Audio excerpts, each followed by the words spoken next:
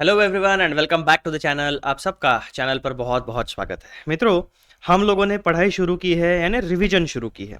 Revision आपकी है मित्रों सीए इंटरमीडिएट में। ये जो वीडियोस आपको एप्लीकेबल होने वाले हैं, ये है सीए इंटरमीडिएट के लिए the ultimate revision batch. Paper number 5 है मित्रों हमारा, और सब्जेक्ट का नाम है ऑडिटिंग एंड एथिक्स। अब यहाँ पर देखो, हमारे ये जो रिवीजन वीडियोस है ये आपको मई 2025 एग्जाम्स के लिए एप्लीकेबल होने वाले हैं। क्यों? क्योंकि हम लोग स्टडी मटेरियल जो यूज़ कर रहे हैं वो एक्चुअल में हमारा मॉड्यूल है, यानी सीए इंस्टीट्यूट का ओरिजिनल इकलौता मॉड्यूल। उस मॉड्यूल में वो जो मॉड्यूल है, उसके मॉड्यूल के आपके फ्रंट पेज के ऊपर आपको मिलेगा रिलेवेंट फॉर मई 2025 एग्जाम। तो हम जो स्टडी मटेरियल यूज़ कर रहे हैं वो भी आपके मई 2025 एंड ऑनवर्ड्स एग्जामिनेशन के लिए एप्लीकेबल है। This videos are specifically prepared, specifically freshly recorded for May 2025। ठीक है। लाइव बैच में आना फिलहाल मेरे लिए पॉसिबल नहीं है, टाइम नहीं मिल पा रहा है, वो सारी चीज़ें नहीं हो पा रही है। इसीलिए मैं क्या कर रहा हूँ, आप लोगों के लिए वीडियोस रिकॉर्ड करके आपको अवेलेबल करा रहा हूँ। उसमें आप अनलिमिटेड बार मेरे यूट्यूब चैनल पे आकर आप वीडियोस देख सकते हो, कोई रोक टोक नहीं है। ये वीडियोस कहीं पे गायब नहीं होने वाले। ये वीडियोस एग्ज़ाम होने तक आपके और उसके बाद में भी इसी चैनल के ऊपर अवेलेबल रहने वाले।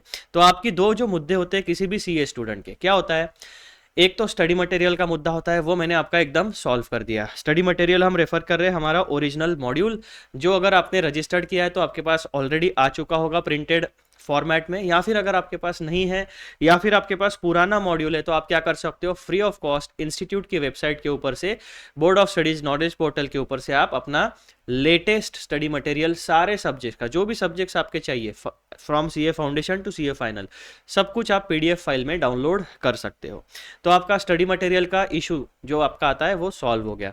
फिर बात आती है आपके रिवीजन की। तो स्टडी मटेरियल सॉल्व हो गया, और रिवीजन का जो वीडियो लेक्चर्स का आपका जो मुद्दा होता है वो मैं आपके लिए सॉल्यूशन प्रोवाइड कर रहा हूँ, जो मेरे यूट्यूब चैनल के ऊपर सारे के सारे revision lectures free of cost आपके लिए अवेलेबल होने वाले हैं, होना शुरू हो चुके हैं। ठीक है। अब यहाँ पर हम किस तरीके से रिवीजन करने वाले हैं, तो आपके इंस्टीट्यूट के स्टडी मटेरियल में कॉन्सेप्ट्स है, उसका एक्सप्लेनेशन है, प्लस इलिस्ट्रेशंस है, plus at the end question answers है। तो हम केवल और केवल आपकी रिवीजन कराने वाले हैं कंप्लीट कॉन्सेप्ट्स का। कंप्लीट जितने भी टॉपिक्स होंगे उन सारे टॉपिक्स का रिवीजन करा रहे। एक भी क्वेश्चन इस बैच में डिस्कस नहीं होने वाला, क्योंकि क्वेश्चन आंसर्स आप खुद भी पढ़ सकते हो उसमें। इस बैच में बहुत ज़्यादा उसके ऊपर डिस्कशन करने की ज़रूरत नहीं। जो हमारा कोर मुद्दा होता है यानी टॉपिक का रिवीजन, वो हम लोग एकदम प्यारे तरीके से आपके लिए अवेलेबल करा रहे हैं। तो ये हो गई जी बेसिक बात। अब आपको स्टडी मटेरियल डाउनलोड कौन से एडिशन का करना है, तो भाई साहब ये सबसे लेटेस्ट एडिशन है जुलाई 2024, इसको आप डाउनलोड कर लेना। अब मैं आपको लेके चलता हूँ हमारे प्यारे प्यारे इंडेक्स भाई साहब में। तो हमारा चैप्टर नंबर 1 है nature, objective and scope of audit. जितने ग्रीन टिक मार्क्स है वो टॉपिक्स हमारे रिकॉर्ड हो चुके हैं, वीडियोस अवेलेबल हो चुके हैं। ठीक है। इस वीडियो में हम लोग डिस्कस करने वाले हैं topic number 9, benefits of audit, why audit is needed. ठीक है। ये वाला जो टॉपिक है इसको भी आप कर लेना star mark, ultra important topic है। तो आ जाओ, आपका जो टॉपिक नंबर 9 है वो पेज नंबर 1.17 के ऊपर आपको मिल जाएगा आपके स्टडी मटेरियल में। Topic number 9, benefits of audit, why audit is needed. Audit की ज़रूरत क्यों है? हम वही प्रोसेस या वही चीज़ें परफॉर्म करते या वही चीज़ें हम खरीदना चाहते हैं, इन जनरल सेंस अगर हम बात करें, जिससे हमें कोई फ़ायदा हो, जिससे हमें कोई वैल्यू एडिशन हो, जिससे हमारी कोई नीड फुलफिल होती हो, तो वैसे ही ऑडिट है। ऑडिट क्यों कराना चाहिए? उसके कुछ ना कुछ तो बेनिफिट्स होंगे, नेचुरली कुछ ना कुछ तो बेनिफिट्स होंगे ना। इसीलिए गवर्नमेंट रेकमेंड करती है, फाइनेंशियल इंस्टीट्यूशंस रेकमेंड करते हैं, लोग उसके ऑडिटेड फाइनेंशियल स्टेटमेंट यानी ऑडिट रिपोर्ट के ऊपर लोग भरोसा करते हैं, यानी ट्रस्ट करते हैं। तो वो ट्रस्ट वर्दीनेस करने के पीछे का रीज़न क्या है, लोगों का ऑडिटेड फाइनेंशियल स्टेटमेंट्स के ऊपर भरोसा रखने का रीज़न क्या है, लोग चार्टर्ड अकाउंटेंट की सिग्नेचर के ऊपर भरोसा क्यों करते हैं, उसके रीजंस, उसके बेनिफिट्स क्या है, तो वो बेनिफिट्स हम लोग यहाँ पर डिस्कस कर रहे हैं। तो देखो भाई साहब, कितने बिंदु हमें दिख रहे हैं, एक पहला बेनिफिट, दूसरा बेनिफिट, तीसरा बेनिफिट। पहले पेज पे 3 बेनिफिट्स है, दूसरे पेज पे 4 बेनिफिट्स है, टोटल 7 बेनिफिट्स के बारे में हमें डिस्कशन करना है। सबसे पहला वाला बेनिफिट क्या है मित्रों यहाँ पर, तो आपके दिमाग में बिल्कुल प्रिंट हो जाना चाहिए, परमानेंटली स्टोर कर लो। हमारे सीए इंटरमीडिएट के स्टडी मटेरियल में 7 बेनिफिट्स ऑफ ऑडिट्स है, 7। उसमें से पहला, audited accounts provide high quality information. ओ भाई साहब मिल गया मुझे पहला वाला बेनिफिट, हाई क्वालिटी इंफॉर्मेशन, यानी audited financial statements provide high quality information. ये मेरा हो गया भाई साहब पहला बेनिफिट, और यही इसका हेडिंग भी हो गया। Audited accounts provide high quality information. It gives confidence to users that information on which they are relying is qualitative and is the outcome of an exercise carried out by following auditing standards recognized globally. तो main मुद्दा, सबसे पहला benefit क्या होता है भाई साहब, अगर कोई एक unbiased professionally qualified chartered accountant अगर आपके फाइनेंशियल स्टेटमेंट का ऑडिट करता है, इसका मतलब क्या है, उसने जो ऑडिट रिपोर्ट दी है, उसने जो ओपिनियन दिया है, वो ये बताता है कि आपके फाइनेंशियल स्टेटमेंट्स में इंफॉर्मेशन क्वालिटेटिव है या नहीं है। अब ये क्वालिटी इंफॉर्मेशन इंश्योर कैसे होगी, तो भाई साहब जो ऑडिटर होता है वो ऑडिटिंग स्टैंडर्ड्स को फॉलो करके ऑडिट की प्रोसेस को कंप्लीट करता है, और स्टैंडर्ड्स ऑन ऑडिटिंग जो भी व्यक्ति फॉलो करेगा, या एंगेजमेंट एंड क्वालिटी कंट्रोल जो भी व्यक्ति फॉलो करेगा, वो ये इंश्योर करता है कि आपका जो ऑडिट होगा वो थरोली आप सारे के सारे कंप्लीट एंटिटी के कंप्लीट एस्पेक्ट्स को आप चेक करोगे। ठीक है, ये हो गया आपका पहला बेनिफिट। आ जाओ जी, दूसरा बेनिफिट क्या हो गया, इन case of companies share holders में or may not be involved in daily affairs of the company. The financial statements are prepared by management consisting of directors. As shareholders are owners of the company, they need an independent mechanism so that financial information is qualitative and reliable. Hence, their interest is safeguarded by the audit. तो मिल गया जी मुझे heading, ये है आपका दूसरा heading. तो दूसरा benefit आपका क्या हो गया, safeguarding shareholders interest, लिख लो वहां पे।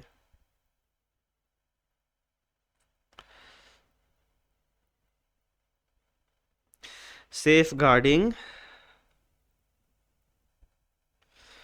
शेयर होल्डर्स इंटरेस्ट, ये आपके दूसरे बेनिफिट का हेडिंग हो गया। यानी कैसा होता है मित्रों, जहां पर भी हमें ऐसे हेडिंग्स मिलते हैं ना, तो ये हेडिंग्स हम याद रख सकते हैं। अगर हमें एग्जाम में हेडिंग याद आ गया तो अंडर का मटेरियल हमें ऑटोमेटिकली याद आता है। This is a natural fact, आप ट्राई करके देखना कभी भी। तो पहला बेनिफिट तो हो गया भाई, audited accounts provide high quality information, क्योंकि वो सारे स्टैंडर्ड्स को फॉलो करके किया होता है। दूसरा, safeguarding shareholders interest in case of companies, यानी हम यहाँ पर companies govern by the companies act 2013 की बात करें, वो भी स्पेसिफिकली पब्लिक लिमिटेड कंपनीज के बारे में। In case of companies share holders may or may not be involve in daily affairs of the company. अब पब्लिक लिमिटेड कंपनी के शेयर्स क्या होता है, स्टॉक एक्सचेंज पे लिस्ट किए जाते हैं, वहां पे बेचे जाते हैं। बहुत सारे शेयर, हजारों लाखों शेयर होल्डर्स होते हैं, तो वो हजारों लाखों शेयर होल्डर्स रोज कंपनी में जाके, ऑफिस में जाके बैठ के काम तो नहीं कर सकते, या उनका मॉनिटरिंग तो नहीं कर सकते। It is not practical, it is not practicable. ठीक है, दिस इज प्रैक्टिकली पॉसिबल नहीं है।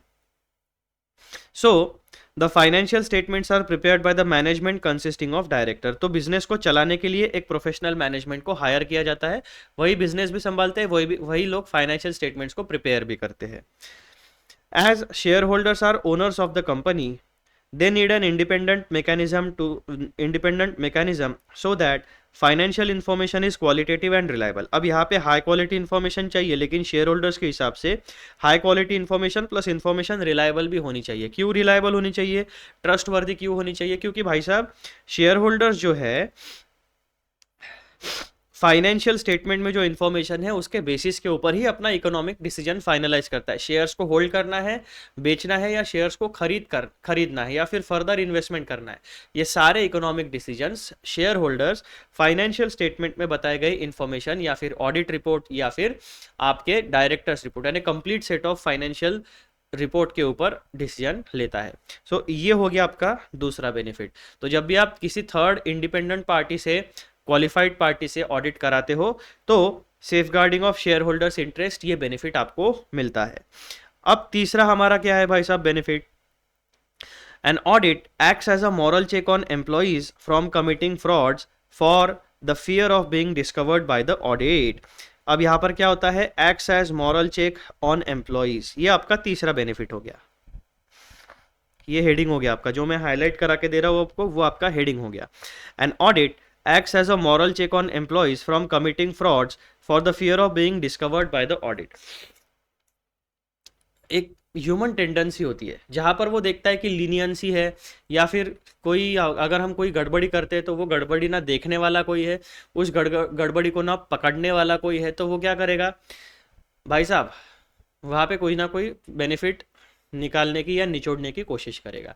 लेकिन उसी जगह पर अगर एक आप वेयर हाउस कंसिडर करते हो, उस वेयर हाउस में कोई नहीं भाई साहब, सब खुला माल पड़ा हुआ है, कोई देखने वाला नहीं है, कोई माँ बाप नहीं है, तो वहाँ पर जो काम करने वाले लोग होते हैं वो क्या करेंगे, धीरे धीरे थोड़ा सा मटेरियल अपने घर में लेके जाओ, सब कुछ करो। जैसे आप देखते हो कि जहाँ पर भी पब्लिक प्रॉपर्टी कंस्ट्रक्ट होती है ना, गवर्नमेंट का काम शुरू होता है, फॉर एग्जाम्पल रोड कंस्ट्रक्शन है या फिर गवर्नमेंट की कोई साइट है, पहले के समय में बात कर रहा था, तो लोग क्या करते हैं, अगर वहाँ पर रोड कंस्ट्रक्शन का काम चालू है तो कहीं पर अगर सीमेंट या गिट्टी, सीमेंट तो चलो छोड़ो, वो सिक्योर प्लेस में रखा हुआ होता है, लेकिन अगर कोई गिट्टी है, डस्ट रखी है, रेत रखी है, ईंटें रखी है, कोई मेटल का सामान रखा है, कोई लोहा लंगड़ का सामान रखा है, तो लोग क्या करते हैं, 10-10 15-15 ईंटें कर करके धीरे धीरे अपने घर में लेके जाते हैं, थोड़ा थोड़ा सामान चोरी मारी करके बोरी में रेत भर के अपने घर में लेके जाते हैं। तो जो मटेरियल पब्लिक प्रॉपर्टी कंस्ट्रक्ट करने के लिए जो मटेरियल वहाँ पर पड़ा हुआ होता है, उसके ऊपर कोई सेफ गार्ड करने वाला नहीं होता, उसको देखने वाला कोई नहीं होता, तो इसका मतलब क्या हो, वहाँ पर चेक्स एंड कंट्रोल्स कोई नहीं है, कोई पकड़ने वाला नहीं है, तो एम्बेजलमेंट यानी चोरी होते रहती है। क्यों, कितने लोगों को पकड़ोगे आप, पब्लिकली ओपन में आपने मटेरियल रखा हुआ है और सब अगर धीरे धीरे मटेरियल गायब हो गया तो कितने लोगों को पकड़ोगे। लेकिन ये इन चीज़ों को कर्ब करने के लिए गवर्नमेंट ने क्या किया भाई साहब, सेफ्टी एंड सिक्योरिटी उनके मटेरियल की एंश्योर कर। अब आज के समय में उतना ज़्यादा चोरी नहीं होता है लेकिन एकदम ड्रास्टिकली रिडक्शन नहीं होता है किसी भी मटेरियल में। सिमिलरली आपकी पब्लिक कंपनी हो, आपकी प्राइवेट कंपनी हो, आपकी प्रॉफिट ओरिएंटेड कंपनी हो, नॉन प्रॉफिट ओरिएंटेड कंपनी हो, अगर ह्यूमंस के ऊपर मॉरल चेक नहीं है, ह्यूमंस के ऊपर सीसीटीवी का चेक नहीं है या फिर कंट्रोल्स नहीं है, तो क्या होता है कि सबका मन में लालच थोड़ी बहुत हो जाती है कि यार मैं ले जाता हूँ, 10,000 का फ़ायदा होगा मेरा, लेके जाओ, ये 20,000 का फ़ायदा होगा, लेके जाओ। तो ऐसे केसेस में क्या होता है, जब भी कोई ऑडिटर, कोई थर्ड पार्टी आता है, तो उसके साथ किसी एम्प्लॉय की पहचान तो नहीं होती है, तो ऑडिटर का तो एक ही काम होता है कि भाई साहब सब कुछ सही तरीके से हुआ या नहीं हुआ वो चेक करो। तो ऐसे केसेस में ये जो चोरी मारी के, फ्रॉड के या एरर्स के जो केसेस होते हैं, तो एम्प्लॉयज़ के मन में थोड़ा सा डर लगा रहता है, यार मेरी चोरी अगर पकड़ी गई तो, मेरा एरर अगर पकड़ा गया तो, मेरी गलती अगर पकड़ी गई तो ऐसे केसेस में क्या होता है, एम्प्लॉयज़ खुद ही वेल बिहेव्ड हो जाते हैं। एम्प्लॉयज़ को हो या मैनेजमेंट को हो या डायरेक्टर्स को, वो खुद ही अपना काम सही तरीके से करने लगते हैं। तो इसीलिए ऑडिट का तीसरा बेनिफिट आपका क्या है, an audit acts as a moral check on employees from committing frauds for the fear of being discovered by the audit. क्योंकि अगर आपका फ्रॉड पकड़ा गया तो ऑटोमेटिकली आपके ऊपर लीगल एक्शन होगा, किसी एम्प्लॉय का जॉब जा सकता है, उसके ऊपर रिकवरी आ सकती है ना, तो बहुत सारा, प्लस वो ब्लैकलिस्ट हो जाएगा, कहीं पे भी कॉर्पोरेट सेक्टर में उसको जॉब नहीं मिलेगा। तो इस तरीके के बहुत सारे कॉन्सिक्वेंसेस होते हैं। तो ऑडिट का कॉन्सिक्वेंस क्या होता है, मॉरल चेक ऑन एम्प्लॉयज, ये आपका तीसरा बेनिफिट हो गया। चौथा बेनिफिट आपको क्या मिलता है, audited financial statements are helpful to government authorities for determining tax liabilities. Helpful to government authorities, ये आपका चौथा बेनिफिट हो गया। अब यहाँ पर डिटरमाइनिंग केवल टैक्स लाइबिलिटी को डिटरमाइन करने के लिए नहीं है, ये वन ऑफ द एग्जांपल्स हुआ टैक्सेशन कंप्लायंस। बेसिकली क्या होता है, लॉज रूल्स एंड रेगुलेशंस, इनके कंप्लायंस के लिए आपको audited financial statements government authority को मदद करते हैं। अब वो कंप्लायंस आपका टैक्सेशन में हो सकता है, यानी डायरेक्ट टैक्सेशन में हो सकता है, इनडायरेक्ट टैक्सेशन में हो सकता है, कस्टम्स में हो सकता है ना, इंपोर्ट एक्सपोर्ट में हो सकता है, उसके बाद में आपके एनवायरमेंटल लॉज होते हैं, आपके बिजनेस इकोनॉमिक लॉज होते हैं। इन सारी चीज़ों का कंप्लायंस में आपको ऑडिटेड फाइनेंशियल स्टेटमेंट्स की हेल्प होती है। आपका पांचवा बेनिफिट क्या है मित्रों, audited financial statements can be relied upon by lenders, bankers for making credit decisions। ठीक है भाई साहब, तो बेसिकली आप ये लिख सकते हो, relied upon by lenders, bankers for making their credit decisions. ये आपका आ गया पांचवा benefit. Audited financial statements can be relied upon by lenders or bankers for making their credit decisions. That is, whether to lend or not to lend to a particular entity. कोई भी अगर financial institution है, चाहे वो banking entity हो या non banking financial institution हो या फिर कोई प्राइवेट वेंचर कैपिटल फंड हो, वो लोग क्या करते हैं, आपके फाइनेंशियल स्टेटमेंट्स देखेंगे, आपकी बैलेंस शीट देखेंगे, बैलेंस शीट से वो आपकी फाइनेंशियल पोजीशन का अंदाजा लगाएगा, यानी आप फाइनेंशियली कितने स्ट्रांग हो, आपके एसेट लायबिलिटी का इक्वेशन चेक करेगा। उसी के साथ साथ आपका पीएनएल वो चेक करेगा ताकि आपका प्रॉफिटेबिलिटी चेक कर सके, या फिर आप at this point of time अगर प्रॉफिटेबल नहीं हो तो फ्यूचर में क्या आपका पीएनएल प्रॉफिटेबल होने के चांसेस है या नहीं है, आपके बिजनेस यानी आपके प्रोडक्ट या सर्विस में कोई पोटेंशियल है या नहीं है। ये सारा प्रेडिक्शन, ये सारे प्रोजेक्शंस बैलेंस शीट और फाइनेंशियल यानी पीएनएल अकाउंट से वो प्रोजेक्शन निकाल के कर सकते। तो इसीलिए जो लेंडर्स या बैंकर्स होते हैं उनको क्या इंश्योर करना होता है, जो भी लोन के फॉर्म में आपको पैसा मिलेगा उसका प्रिंसिपल प्लस इंटरेस्ट आप रीपेमेंट कर पाओगे या नहीं कर पाओगे। इसे कहा जाता है क्रेडिट डिसीजंस। तो audited financial statements can be relied upon by lenders bankers for making their credit decisions, that is whether to lend or not to lend to a particular entity. फिर मित्रों आपका छठवां बेनिफिट क्या होता है, an audit may also detect fraud और error और both. यानी जब भी आप ऑडिट करोगे तो यही आपका हेडिंग है, ये सिंगल लाइन आपका बेनिफिट भी है। एन ऑडिट में डिटेक्ट फ्रॉड और एरर और बोथ। अब ऑडिट का जो नेचर होता है वो नेचर में उसका फ्रॉड फाइंडिंग का नेचर नहीं होता है, वो इन्वेस्टिगेशन हो गया। जब आप स्पेसिफिकली फ्रॉड ढूंढने के लिए जाओगे दैट इज एन इन्वेस्टिगेशन। लेकिन ऑडिट की प्रोसेस इस तरीके से डिजाइन की गई है, ऑडिट की प्रोसेस को इस तरीके से स्ट्रक्चर्ड गाइडेंस दिया गया है, कहाँ पर, एंगेजमेंट एंड क्वालिटी कंट्रोल्स के द्वारा, कि आपका जो detection of fraud and error है या फिर दोनों चीजें हैं, इनके चांसेस बहुत बढ़ जाते हैं और आपका जो मटेरियल मिसस्टेटमेंट होने का चांस होता है उसे एक्सेप्टेबली लो लेवल के ऊपर लेके आते हैं।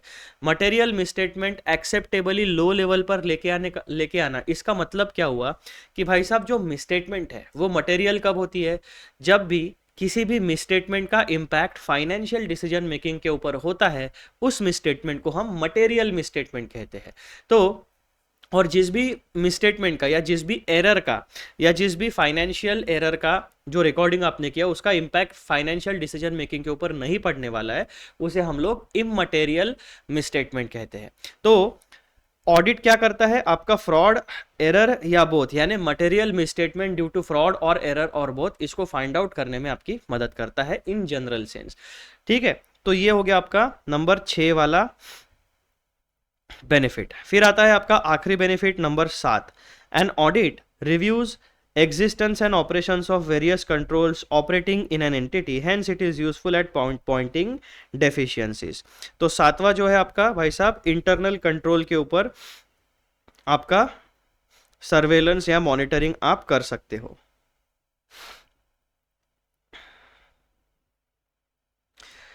Checking of internal control system, ठीक है, ये आपका 7वां बेनिफिट हो गया।